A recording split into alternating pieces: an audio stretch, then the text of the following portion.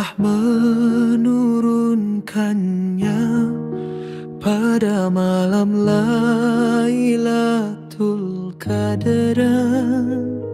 Tahukah kamu apa dia malam Lailatul Qadar?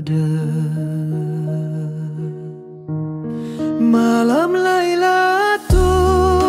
Qadar itu lebih baik daripada 1000 bulan.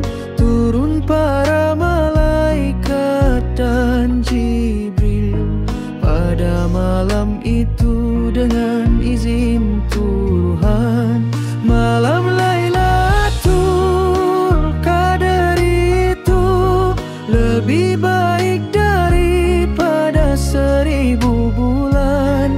Turun para malaikat dan Jibril pada malam itu dengan izin Tuhan. Mereka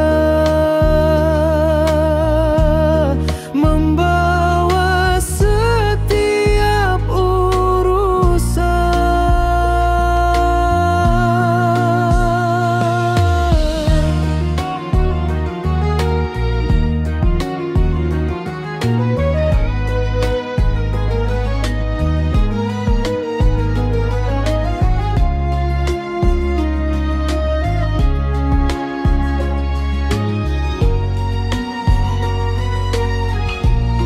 Malam Lailatul Qadar itu lebih baik daripada 1000 bulan.